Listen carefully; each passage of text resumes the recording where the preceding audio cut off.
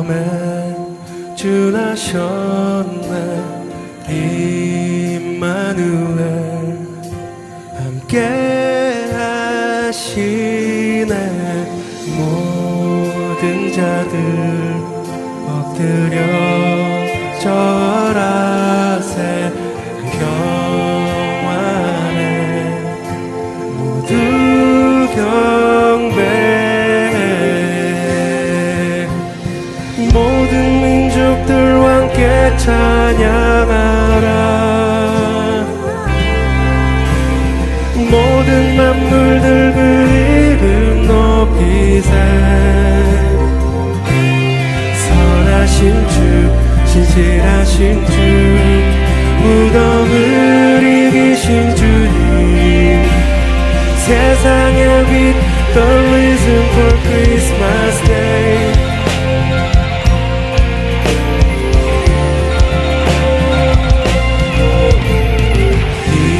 빛나는 문 새벽별 같은 예수 어둠 속에도 많이 힘내 원이 맺네. 믿음 예수 모든 민족들과 함께 찬양하라. 모든 만물들 그 이름 높이세. 선하신 주 신실하신 주 무덤을 이기신 주님. 세상의 빛 The reason for Christmas Day.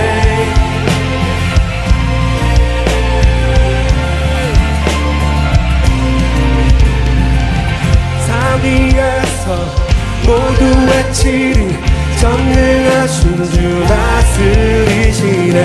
함께하네 지금 우리와 전능하신 주 다스리시네. 산 위에서 모두 외치리 전능하신 주 다스리시네. 함께하네 지금 우리와 전능하신 주 다스리시네. 모든 민족들과 함께 찬양하라. 모든 만물들 그 이름 높이세. 선하신 주 신실하신 주 무덤을 이기신 주님. 세상의 빛 The reason for Christmas. 모든 민족들과 함께 찬양하라. 모든 만물들 그 이름 높이세. 선하신 주 신실하신 주 무덤을 이기신 주님. 세상의 빛 The reason for Christmas Day. 세상의 빛 The reason for Christmas Day.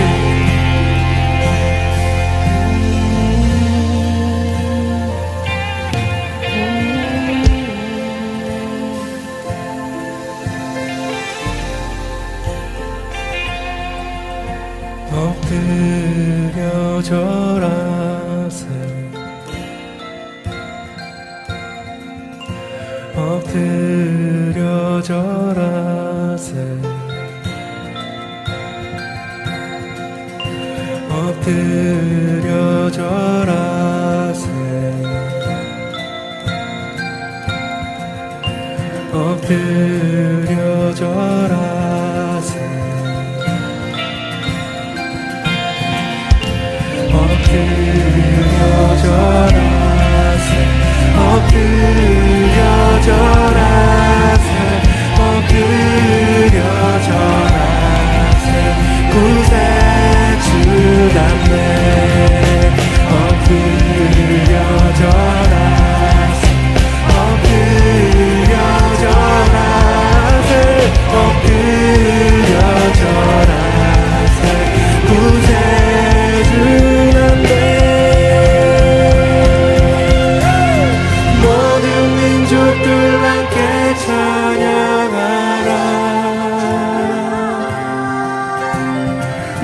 모든 만물들 그 이름 높이세.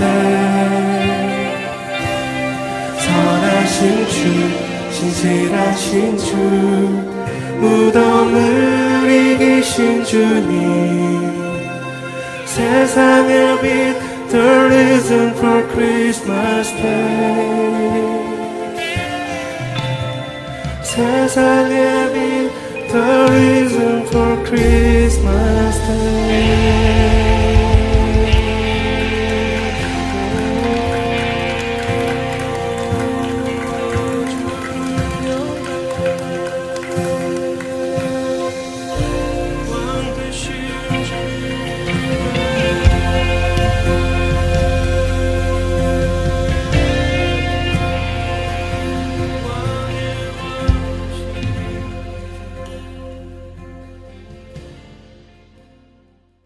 자, 오늘 말씀 가치가 있는 싸움을 선택하라. 한번 따라합시다. 가치가 있는 싸움을 선택하라. 이 제목으로 은혜를 나누겠습니다. 사무엘상서 17장 23절에서 27절입니다. 사무엘상서 17장 23절에서 27절 같이 읽겠습니다. 그들과 함께 말할 때에 마침 블레셋 사람의 싸움 도두는 가드 사람 골리앗이라 하는 자가 그 전열에서 나와서 전과 같은 말을 하며 다윗이 들으니라. 이스라엘 모든 사람이 그 사람을 보고 심히 두려워하여 그 앞에서 도망하며 이스라엘 사람들이 이르되 너희가 이 올라온 사람을 보았느냐?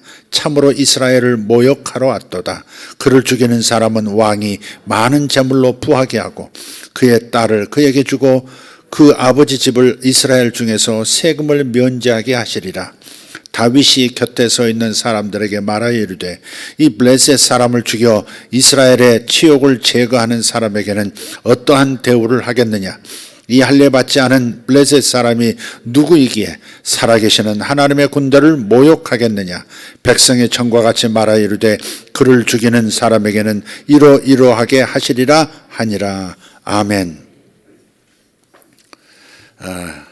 그 유명한 골리앗과의 싸움을 기록한 곳이 사무엘상서 17장입니다. 오늘 이 본문을 중심으로 가치가 있는 싸움, 가치가 있는 전투를 선택하라 하는 제목으로 말씀을 나누는 겁니다. 예수님께서는 매우 실제적인 분이셨어요. 예수님은 실제적인 분이셨어요. 그래서 주님의 조언은 오늘날에도 유효한 겁니다. 실제적이기 때문에. 주님께서 우리에게 끝내지 못할 일은 시작하지 말라고 하셨죠. 끝내지 못할 일은 시작도 하지 말아라. 누가복음 14장 28절에서 30절에 그렇게 말씀해요. 너희 중에 누가 망대를 세우고자 할진대 자기의 가진 것이 준공하기까지에 족할는지 먼저 앉아 그 비용을 계산하지 아니하겠느냐?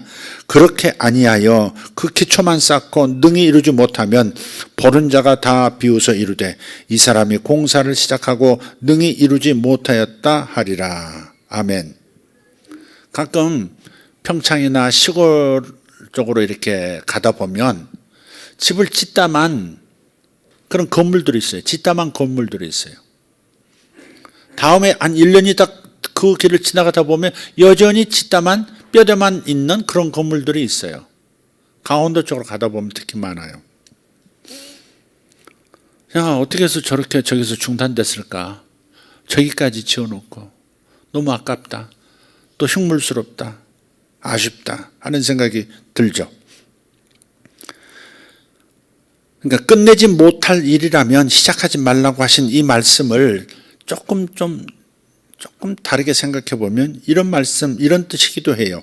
우리가 모든 일을 할 수는 없다는 겁니다. 할 수 있는 일을 하라는 겁니다.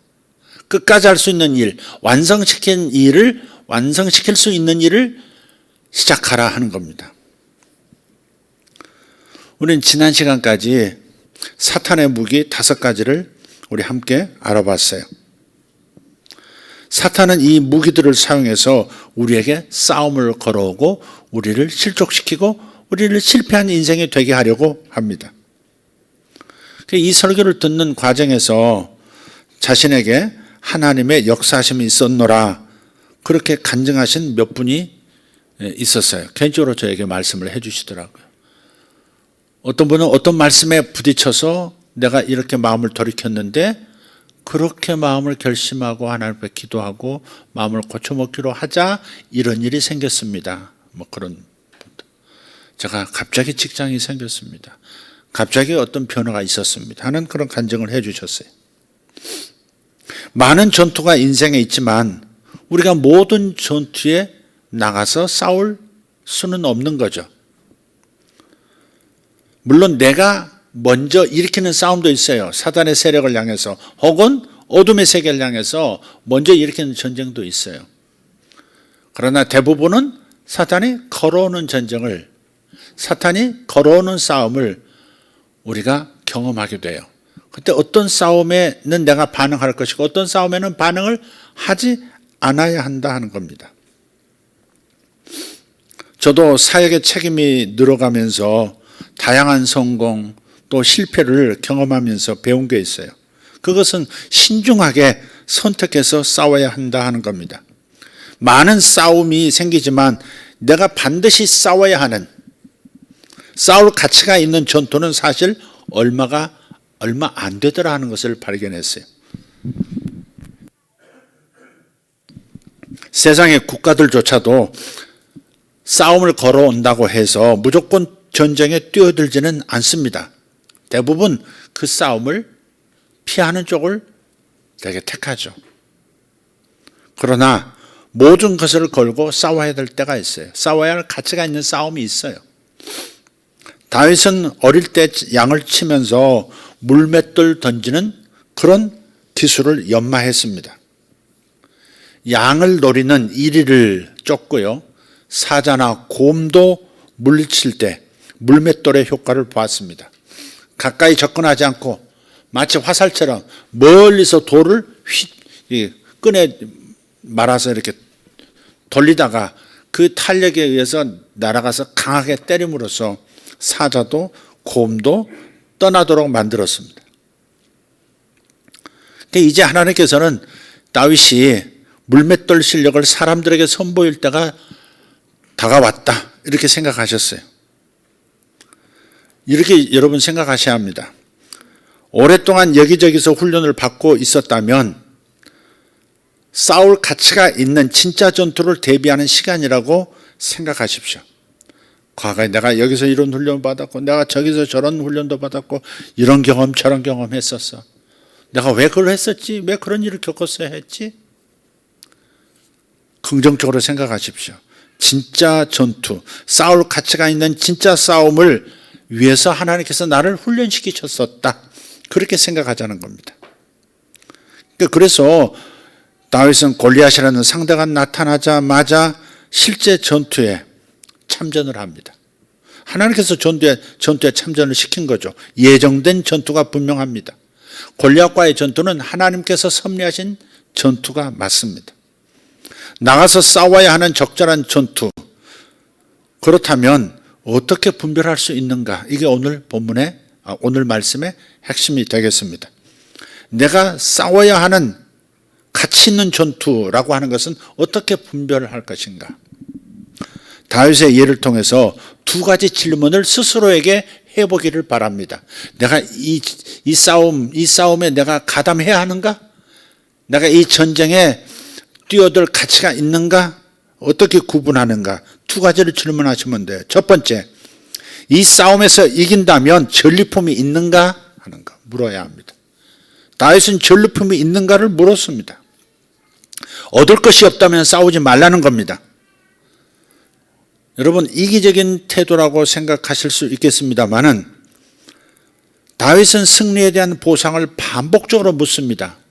굉장히 뭔가 탐하는 놈처럼 좀 보여지는 대목이라고 생각하실 수도 있는데 하나님께서 다윗의 이러한 태도, 이런 반응을 왜 기록하게 하셨을까를 생각해 보셔야 합니다. 다윗은 자기가 승리하게 되어지면, 골리앗을 물리치고 나면 어떠한 상이 있겠는가? 어떤 보상이 나에게 주어지는가? 계속해서 물어요. 오늘 본문에서도 그렇습니다. 다윗이 곁에 서 있는 사람들에게 말하여 이르되 이 블레셋 사람을 죽여 이스라엘의 치욕을 제거하는 사람에게는 어떠한 대우를 하겠느냐? 이렇게 묻습니다. 근데 이미 이스라엘 진영에서는 사울 왕의 선포가 있었습니다. 골리앗을 제거하는 자가 있다면 많은 재물을 주어서 부하게 할 것이고, 또 내가 아끼는 딸이 있는데 그 딸을 그에게 줄 것이고, 또 집안이 목축업을 하든 농사를 짓든 세금을, 그 집안의 세금을 다 면제해 주겠다. 아버지 2대에 걸쳐서 아버지와 당대 자신에게 세금을 면제해 주겠다. 세금 면제가 굉장히 큰 보상이죠. 네. 그래서 국회에서도, 지금 우리나라 국회에서도 이 세금 문제 때문에 통과시키니 안 시키니 싸우죠.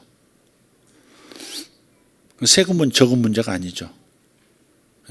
기업들이 세금을, 법인세를 얼마 내느냐, 1%, 2%, 5% 이러지만 그 굉장히 큰 영향을 끼치죠.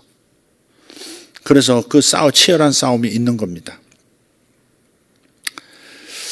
그래서 시간을 소비할 가치가 있는 것인가, 또 혹은 좀 더 영적인 입장에서, 좀 광의적인 입장에서 이것으로 인해서 하나님 나라에 돌아갈 영광이 분명한가, 돌아올 것이 있는가, 얻을 것이 있는가, 남길 것이 있는가, 전리품이 있는가, 이것을 보라는 겁니다.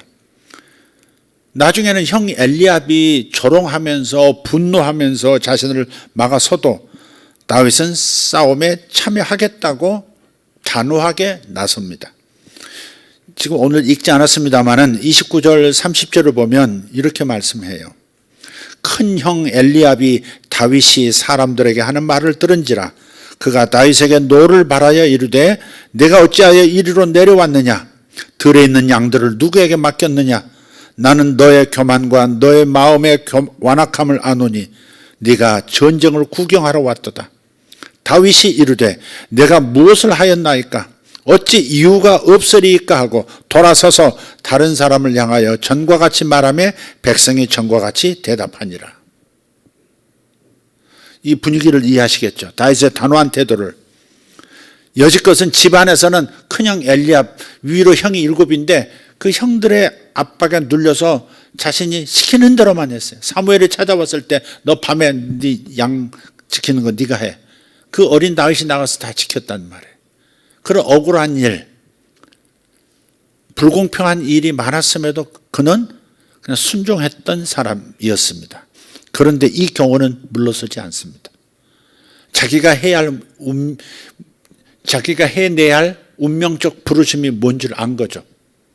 자기가 가야 할 목적지가 분명한 겁니다. 이것은 양보할 수 없다. 이것은 내가 해낼 것이다.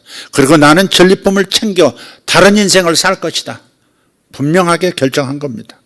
그리고 이 골리앗을 처리함으로써, 이스라엘을 모욕하는 이 골리앗을 처리함으로써 살아계신 하나님을 나는 드러낼 것이다. 나는 곰도 물리쳤고 사자도 물리쳤었다. 할례받지 못한 저 이방인의 저 무도한 말을 어찌 내가 잠잠하게 하지 않으리요. 하나님의 영광과 자신의 승리 후에 가져올 이익에 대해서, 보상에 대해서 분명하게 욕망을 갖습니다. 그래서 엘리압이 뭐라고 해도 돌아서 버리지 않습니다. 돌아서서 다시 무슨 보상이 있다고요? 이렇게 다시 확인합니다. 이렇게. 그러니까 싸워야 할 전쟁이라고, 하나님의 섭리에 의해서, 하나님의 예정에 의한 전투라고 판단될 때는 내가 가담해서 반드시 승리를 하고, 승리를 통해서 하나님도 영광이지만 내가 취할 것이 있다고 분명히 판단되면 덤벼든다 이 말이죠. 다윗은 그런 사람이었고 우리도 그러해야 하는 거죠. 저는 예언 사역이 가치가 있다고 판단했어요. 예수 처음 믿을 때부터.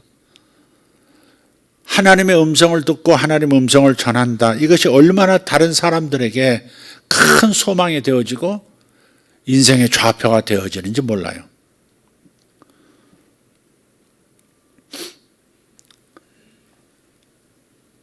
요 가까운 데 계시는, 분당에 계시는 그 팔체질 학파의 리더인데, 그분을 엊그저께 만났는데, 그 전에 이제 그 병원에서 제가 그분에게 이제 기도를 해드린 적이 있어요.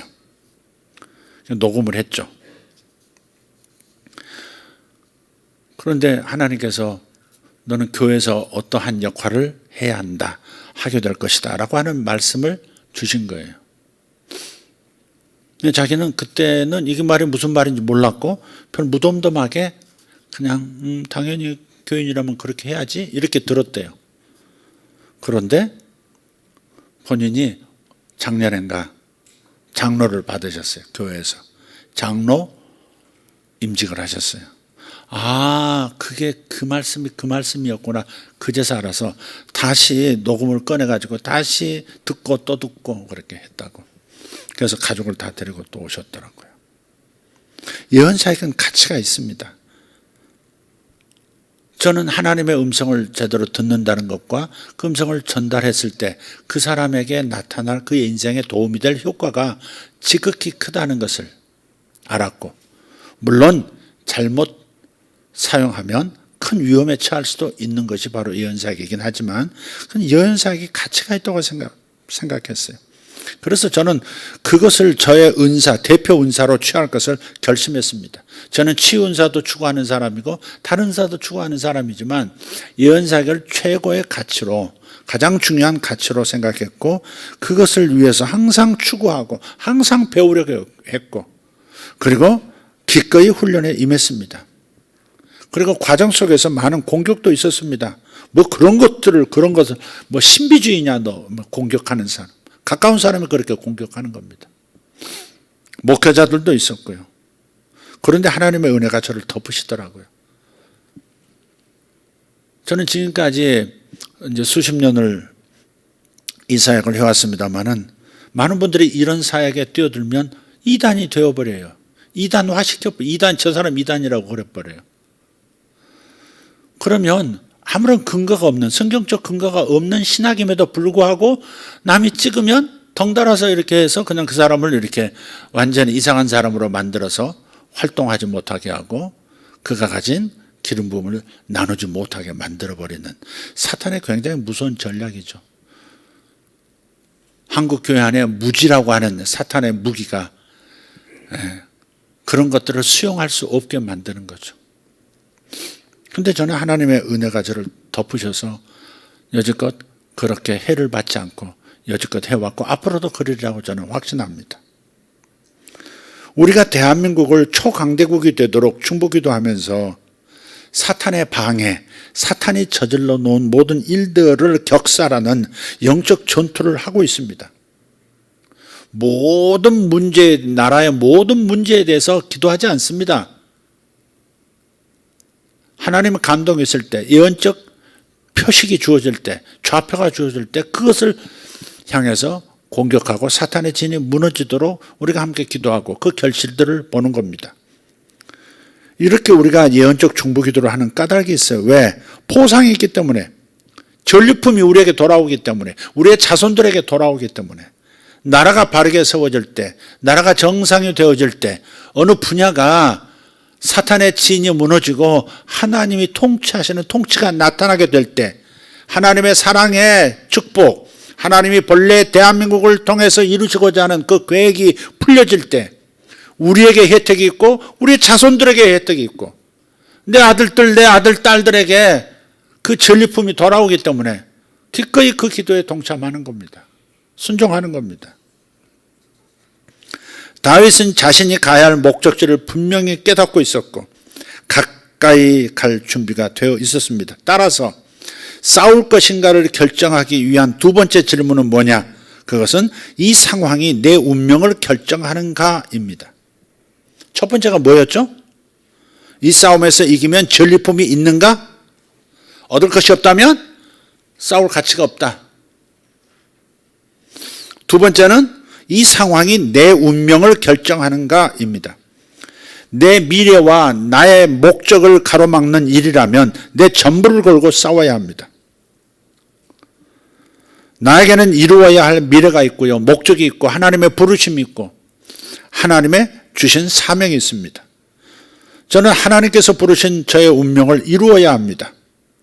다윗은 자신이 왕실로 가야 한다는 운명적 부르심을 성취하려고 하는 겁니다. 사무엘 선지자를 통해서 그 어느 날 밤에 찾아온 사무엘 선지자에 의해서 8째 아들인 다윗이 자신이 이스라엘의 왕이 될 것이라고 하는 예언을 들었고 기름 부음을 받았습니다. 나는 왕실로 부름을 받았다. 나는 반드시 그곳으로 가야 한다. 나는 로얄 패밀리가 되도록 운명 지어진 사람이다. 나는 반드시 갈 것이다. 이것은 누구도 방해할 수 없다. 아버지도 방해할 수 없고 형도 방해할 수 없다. 그렇기 때문에 엘리압의 방해에도 불구하고 분노와 모욕에도 불구하고 돌아서서 무슨 보상이 오는 것이냐고 계속해서 묻는 것입니다. 이런 태도가 있어야 되는 겁니다. 그래서 이 상황이 내 운명을 결정하는가? 매우 중요한 겁니다. 오래전에 우리 교회의 부르심을 파괴하기 위한 공격이 있었을 때 저는 그것을 막기 위해서 크게 마음을 굳히고 전투에 임했어요. 처음에는 갑자기 무슨 일이 생겼나? 왜 갑자기 이런 어지러운 일이 생기지? 왜 이런 공격자들이 생기지? 왜 갑자기 변심한 사람들이 이렇게 들고 일어섰지? 그랬지만 이것이 이세벨이라는 영이 공격하는 것이구나 라고 알았을 때 단호하게 분연히 일어났죠. 그리고 그 문제를 처리하기로 결정했습니다. 그때 사탄의 세력은 한 길로 왔다가 7길로 도망했습니다. 여유 있게 왔다가 꽁지가 빠지도록 다 흩어지는 걸 봤습니다. 도망가는 걸 봤습니다. 사탄의 공격은 그렇습니다. 내 연약함을 물고 들어오는 거지만 치고 들어오는 거지만 그러나 그 연약함을 극복하고 오히려 나를 더 중요한 방향으로 집중하도록 만들기로 결심하면 사탄의 그 노력들은 여리고성 무너지듯이 무너지는 겁니다. 우리의 결심이 참 중요한 거예요. 분별과 결심이 중요한 거예요. 사도 바울을 보십시오. 갈라디아 교회에 율법주의자들이 일어나서 교회를 파괴하려 할 때 분연히 일어납니다. 싸웁니다. 심지어 베드로 사도까지 책망하면서 율법주의자들을 배척합니다. 갈라디아서 1장 8절에서 9절을 보면 이렇게 말씀해요. 다른 복음을 전하는 자들은 저주를 받을지어다. 내가 전한 복음 외에 다른 복음을 전하면, 그러니까 복음, 예수를 믿고 구원받는다라고 하는 이 단순한 복음에다가 플러스 율법도 지켜야 한다. 율법주의자들이 슬쩍이 끼워 넣은 율법도 함께 할례도 함께 받아야 구원을 온전히 받는 거야. 예수만 믿어서 구원받는 게 아니라 할례도 받아야 돼라고 하는 율법주의를 슬쩍 끼워 넣었단 말이에요.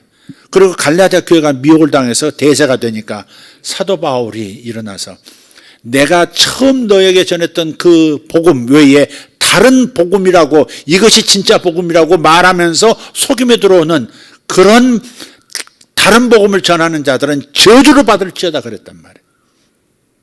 굉장히 무서운 선언이었죠. 그렇죠. 오직 예수 복음만이, 예수를 믿고 예수를 영접해서 구원받는다는 이 단순한, 그러면서 완전한 이 복음에다가 변형을 가해서 변질된 복음이 되게 만들면 구원받을 방법이 멀어지는 거죠. 영혼들을 그러니까 그 자체, 복음 아닌 다른 복음을 전하면 그 자체 이미 저주가 이미 임한 겁니다. 구원받을 수 없는 저주가 임한 거예요. 그것을 사도 바울은 그냥 선포한 거예요. 다른 복음을 전하는 자는 저주가 있을지어다, 그런 겁니다. 바울은 자신의 소명을 파괴하고 하나님 나라를 훼손하는 것에 대해서는 이렇게 싸웠습니다.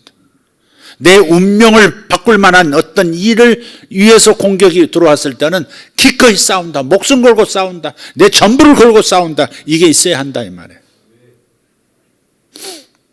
정리합시다. 해야 할 싸움을 선택하기 위해서 두 가지 분별을 위한 질문을 해보라. 여러분에게 말씀을 드렸습니다. 첫째는 이 싸움에서 이기면 전리품이 있는가를 질문하라는 거. 얻을 것이 없으면 어떻게 하라? 싸우지 말라. 얻을 것도 없는데 뭐하러 이렇게 심기를 이렇게 상하면서까지 싸움에 임하는 겁니까? 얻을 것이 있어야죠. 교회에 얻을 것이 있어야죠. 하나님 나라에 얻을 것이 있어야죠. 미래를 위해서 얻을 것이 있는 그런 싸움을 해야지 싸움을 위한 싸움을 할 수는 없다 하는 겁니다. 두 번째는 이 상황이 내 운명을 결정하는가를 질문해 보라 이 말이에요. 이것을 가만 놔두면 내 운명이 빗나가게 되는 것은 아닌가? 그렇다면 싸워야지 이렇게. 이것이 내 운명을 위해서 보탬이 된다? 하나님께서 부르신 그 운명적 부르심을 성취할 수 있는 길이라면 그렇다면 싸워야지 이렇게. 내 운명을 결정하는 것인가? 이것을 질문해 보면 답이 나와요. 내 미래와 목적을 가로막는 일이라면 나의 전부를 걸고 싸워야 하는 겁니다. 이 두 질문에 모두가 아니다라고 하는 대답이 나오면 싸움을 피하는 게 맞습니다. 그렇다고 겁쟁이처럼 무조건 도망하라는 말이 아닙니다. 싸울 만큼 그렇게 중요한 일이 아님을 인식하라는 겁니다. 아, 이건 그럴 만한 가치가 없다. 이렇게 인식하라는 거예요. 인식하라. 저는 근거 없는 비판은 무시합니다. 누가 뭐라 그러던데요? 근거가 없는 것은 무시해요. 다른 사람이 다른 형제에 대해서 뭐라고 말하는 것도 저는 그래요. 분명한 근거가 없는 참소는 무시합니다. 아, 그런 거 어디서 이렇게 반응은 하진 않지만, 그래요? 네, 그래요? 이렇게 넘어가지. 그리고 분명할 때는 그 문제를 다루지만, 근거가 없는 비판, 근거가 없는 비난, 참소, 이런 것들은 저는 무시해요. 제가 항상 부부간에도 마찬가지. 교회 와서 부부싸움 하면 교회 와서 목사님이나 사모님한테 일러요. 또 우리 남편이 어쩌고 저쩌고 우리 와이프가 어쩌고 저쩌고 해요. 다 하는데 내가 배웠어요. 부부싸움에는 결정적인 말을 하면 안 돼. 편을 들면 안 돼. 언제 칼로 물베기가 돼가지고 둘이서 함께 덤빌지 몰라. 정말 그렇습니다. 희한합니다. 옛날에 자기 와이프를 그렇게 구타하는 남자가 있어서 어째 집사도 받았다는데 그것도 안수 집사라는데 아내가 이렇게 맞아가지고 맞고 와서 우리한테 얘기하고 너무 안타깝잖아요. 그냥 확 입에서 그냥 찢어져 버려 이런 말이 목구멍까지 차올 만큼 반복적인. 위선자 갖고 저 나쁜 놈 어떻게 때려잡지 이런 생각이 우리도 같이 분기탱천해가지고 이랬단 말이에요. 그래서 그건 아니지 하면서 이제 몇 마디 거들었단 말이에요. 그 위로도 할 겸. 근데 어느 날인가 둘이 손잡고 들어오고 이렇게 좋은데 그 남편이랑 둘이 같이 돼가지고 목사님이 어떻게 그럴 수 있느냐 그러면서 공격자가 되더라고. 그래서 말 잘해야 되겠다. 부부 싸움은 절대 어떻게 될지 몰라. 제 어머니가 그런 적이 있으시다니까. 어머니가 우리 아버님이 이제 어머니를 그렇게 막 사랑을 안 하셨던 것 같아. 바깥으로 좀 많이 도셨어요. 운전도 하시고 하셨기 때문에. 어머니가 마음 상한 일이 많으셨죠. 그러니까 이제 어머니가 이제 우리 애들 데리고 우리 형제들 데리고 이제 어린 우리들 데리고 혼자 이제 키우시는 거예요. 한동안. 그럴 때 이제 우리 큰어머님이 다가오셔가지고 우리 어머니한테 동서 그냥 헤어지서 전라도 말로 그냥 헤어지서 이혼하서 그 말이지 뭐 그렇게 산다 아직 젊은데 그냥 헤어지서 이런 거예요. 근데 우리 어머니는 그 말을 들을 수가 없는 거예요. 심지어 어린 나한테까지 그 얘기를 하시더라니까요. 어떻게 큰어머니가 나한테 그런 얘기를 할 수 있냐고. 어떻게 이혼하란 말을 할 수 있느냐고 길길이 뛰시더라고.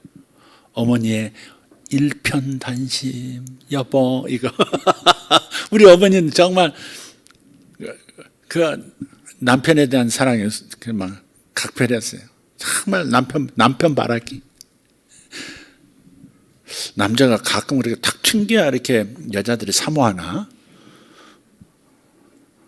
우리 어머니는 하여간 아버지가 어쨌든 간에 성경을 이루신 분이에요. 여자는 그 남편을 사모할지니, 그렇게 창세기 3장에 주께서 말씀하셨는데, 우리 어머니는 정말 남편을, 오매불망 남편이 문짓을 해도 돌아오면 그걸로 땡큐 구다사이 아리가또 고자이 마시다 이러면서 그냥 그런 분이셨어요.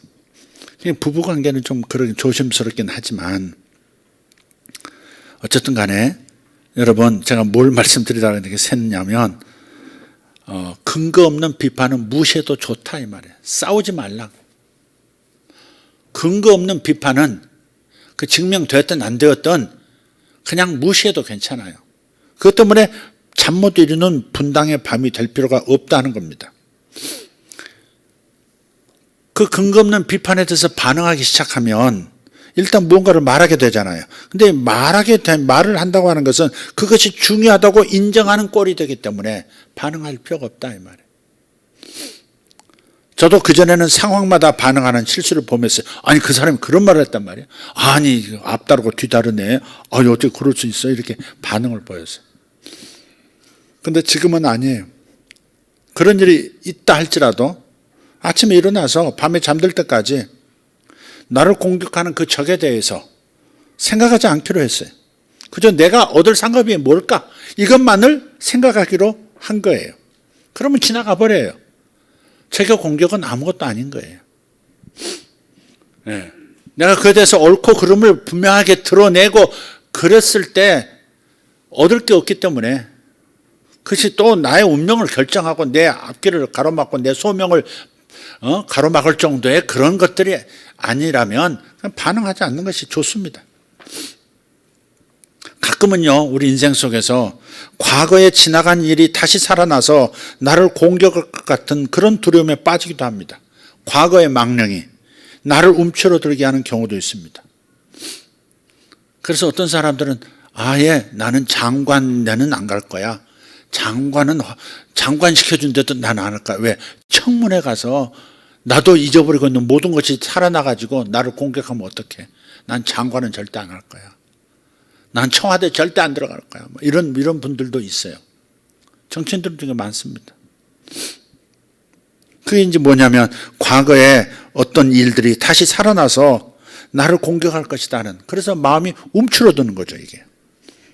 근데 하나님은 긍휼을 베푸세요. 적들이 나의 과거의 실수를 가지고 나를 다시 실패의 자리로 빠지지 않도록 막아주실 거예요. 과거에 있었던 실수를 가지고 너무 지나치게 두려워하면 안 돼요. 반성하고 다시 그 일을 저지르지 않으면 되는 것이지 두려워할 필요가 없다. 그것이 나의 현재의 삶을 파괴하고 내 미래를 막을 것이다 라고 두려워하는 것이 바로 사탄의 전략이라 이 말이에요. 미숙한 나의 내면 아이를 건드리는 거거든요, 그게.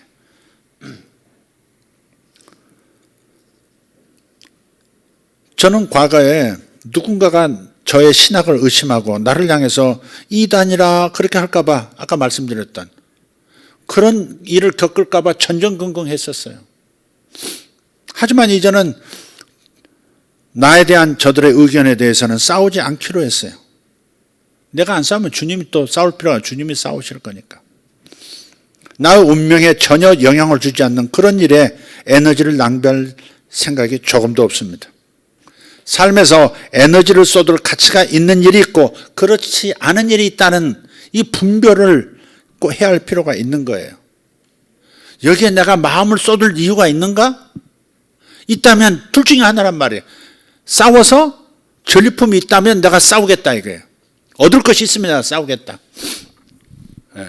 또 이것이 나의 그 운명과 나의 부르심을 그냥 파괴할 만한 그런 것이냐. 그렇다면 난 싸운다 이거예요. 그런 정도 아니면 생각할 필요가 없고 하나님이 싸우실 거고 하나님께서 긍휼을 베푸셔서 나를 당신의 날개로 덮으실 거니까. 그리고 이것은 그냥 지나갈 일이니까. 뭐든지 지나갑니다, 솔직히. 막 자기 스스로 그냥 두려워가지고 그러는 거지 다 지나갑니다. 그거. 누가 나한테 시비 걸었다. 누가 나를 걸고 넘어진다. 그렇다는 것은 내가 중요한 사람이라는 것을 사탄이 알려주는 겁니다. 그거.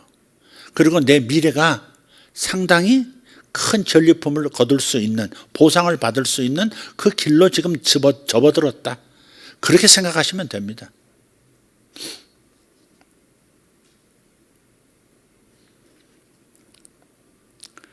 그래서 우리가 시간과 힘을 드릴 가치가 있는 유일한 싸움은 나의 운명을 위협하거나 두 번째, 승리의 전리품이 있는 경우입니다. 공격이 있으면 어떻습니까? 저건 오히려 우리를 집중하게 만듭니다. 아까 우리 형제에게 기도해 주었듯이 적이 나타났다는 것은 우리를 무언가에 다시 더 집중하게 만들어주는 거예요.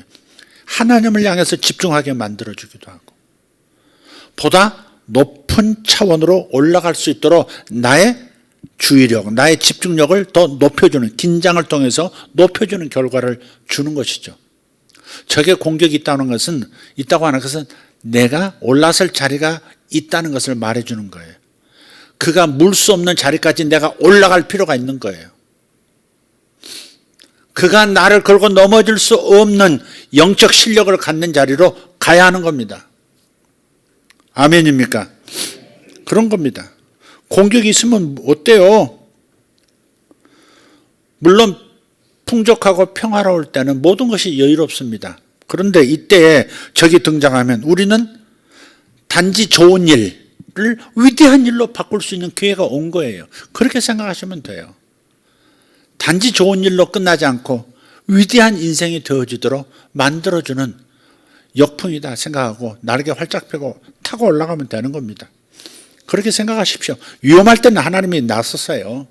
진짜 위험할 때는 하나님이 나서세요. 근데 혼자 먼저 나서서 위험하다고 그냥 소리 지르고 겁을 내고 그러면 어떡합니까? 그건 아니라고 믿습니다. 그건 우리답지 않습니다. 당신의 자녀답지 않습니다. 하나님 없는 사람처럼 움직인다고 하는 것은 이것은 부끄러운 일입니다. 하나님이 있는 사람이 하나님이 없는 사람처럼 혼자 싸우는 것처럼 두려워 떤다면 어떡합니까? 하나님이 있는 사람처럼 서시기를 바랍니다. 그리고 무엇보다 불필요한 거에 대해서 싸울 필요가 없는 거에 대해서 에너지 쏟을 가치가 없는 거에 대해서 마음 쓰지 마십시오.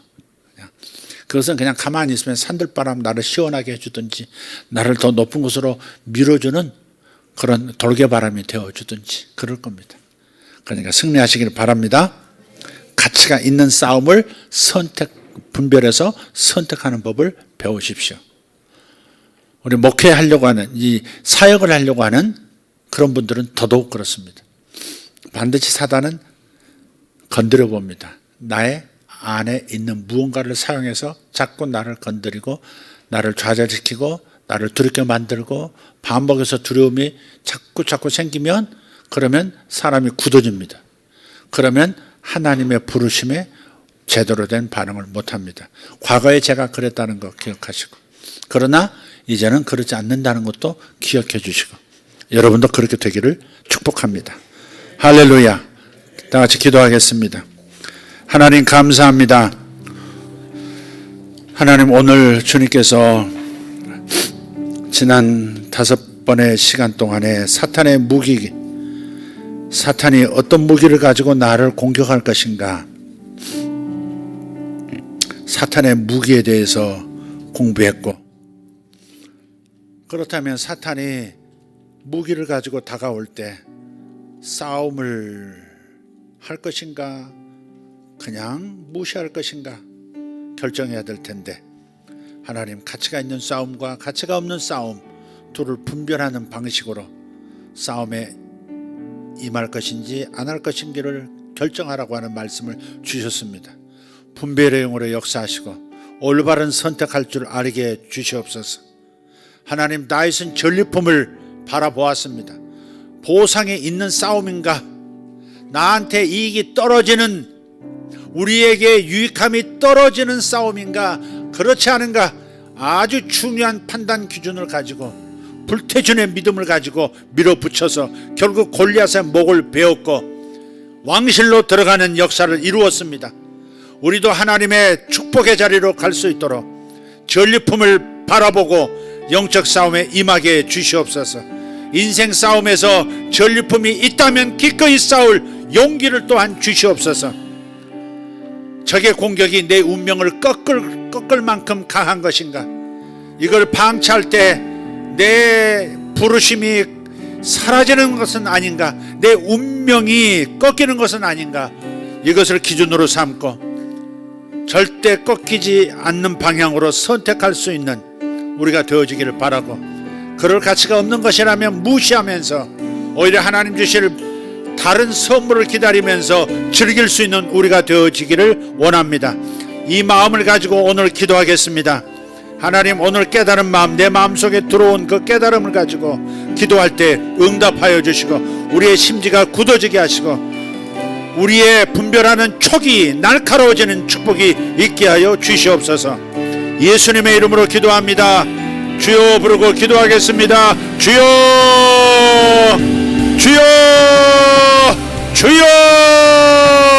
감사합니다. 하나님 감사합니다. 세상에 아버지 하나님, 우리가 전쟁터에서 태어났고 전쟁터에서 살아가고 있어요. 하나님, 싸움을 늘 봅니다마는 그러나 싸움에 임해야 할지 싸움을 피해야 할지 싸움을 무시해야 할지 전심으로 전부를 걸고 싸워야 할지 아버지 분별할 수 있도록 올바른 선택을 내릴 수 있도록 주님 역사하여 주시옵소서. 성도들에게 그때그때 담대한 마음과 분별의 영을 주셔서 승리하게 하여 주시옵소서. 승리하게 하여 주시옵소서.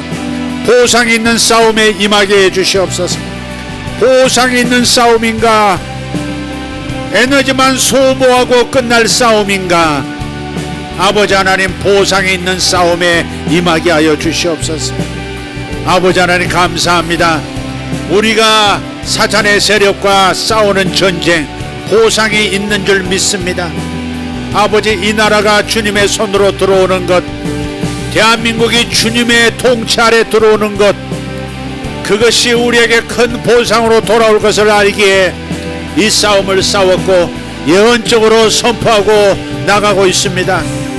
G2 통일 대한민국, G2 통일 대한민국. 아버지 하나님, G2가 되어지는 길목에서 우리는 통일을 볼 것이고 아버지 제사장 나라의 사명을 감당하여 이스라엘을 시기하여 돌아오게 만들 국가가 될 것이고 세계 초강대국이 되어 모든 나라들의 힘을 행사하고 저들에게 하나님 평화를 가져다주는 강력한 하나님 대한민국 되게 하실 것을 믿습니다. 살아계신 우리 아버지 하나님 감사합니다. 영광의 우리 아버지 하나님 감사합니다. 역사하심을 감사합니다. 오르벨라 바라키 아라바쇼로 반다리 온도로스 바라카리안데 엥갈돈도로 델란데라 비알라 바라카르도 마샬람 바라티 아라바스 오슬람 바라티 카로노 마샬람 바라티 아라바스. 아멘 아멘 아멘 아멘 아멘.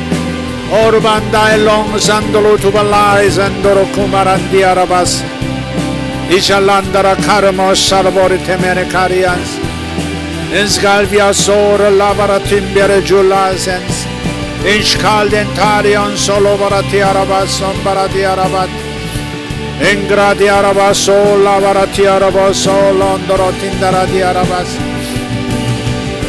에스그란덴다이 홈브로디 알라바라쇼 라바라티 아라바스 Buragara Arabasor Vendai Ondoros Spiritu Vigelusan Incrasendai Ondoros Pazalai Gendoro Karanamasa Lobarati Arabas.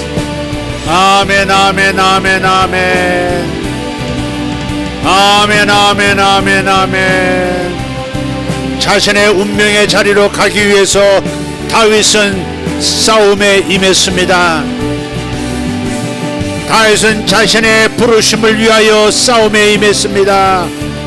우리도 부르심을 이루기 위하여 싸우게 해주시옵소서. 다윗은 자신의 운명이 꺾이지 않기 위하여 또한 보상을 얻기 위하여 싸움에 임했습니다.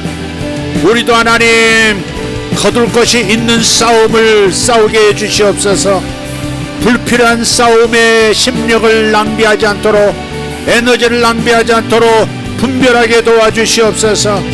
두려워 떨지 말게 하시고, 두려워 떨지 말게 하시고, 아버지 하나님 이루어야 할 싸워야 할 싸움에만 헌신하게 하여 주시옵소서. 주님 감사합니다.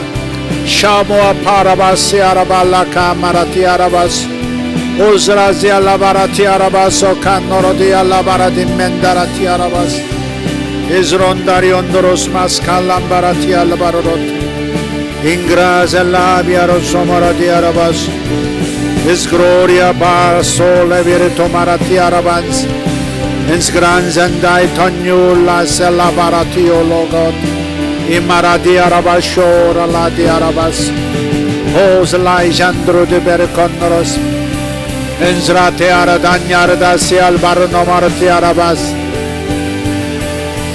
적은 한 길로 왔다 일곱 길로 도망할 것이라. 적은 한 길로 왔으나 도망할 때는 일곱 길로 도망하게 될 것이라. 주여 감사합니다. 감사합니다. 감사합니다. 승리하게 하시는 하나님을 찬양합니다. 이기게 하시는 하나님을 찬양합니다. 이기게 하시는 하나님을 찬양합니다. 성도들을 승리자로 만드심을 감사합니다. 이기는 자에게는 이렇게 하리라. 이기는 자에게는 이것을 주리라. 이기는 자에게는 성전에 들어가게 하리라. 이기는 자에게는 성전의 기둥이 되게 하리라. 이기는 자에게는 회복을 주리라. 이기는 자에게는 생명을 주리라. 그리 말씀하셨습니다. 이기는 자가 되기를 원하시고 이기는 자가 되게 하시는 하나님을 찬양합니다. 이기는 자들이 되게 하여 주시옵소서. 이기는 자들이 될지어다. 예수 이름으로 이기는 자들이 될지어다. 성령의 권능 안에서 이기는 자가 될지어다. 주여 감사합니다. 주여 감사합니다. 병에서 이기는 자가 될지어다. 병에서 이기는 자가 될지어다. 가난에서 이기는 자가 될지어다. 실패와 실수에서 이기는 자가 될지어다. 적들의 공격을 이기는 자가 될지어다. 두려움을 이기는 자가 될지어다. 염려 근심을 이기는 자들이 될지어다. 주님 감사합니다. 감사합니다. 감사합니다. 아버지 우리는 승리자입니다. 패배하도록 지어진 존재가 아닙니다. 승리하도록 부름받은 존재입니다. 주님 감사합니다. 승리자들이 되게 하심을 감사합니다. 이기리라 이기리라 이기리라. 승리하리라 승리하리라 승리하리라. 아멘 아멘 아멘. 할렐루야.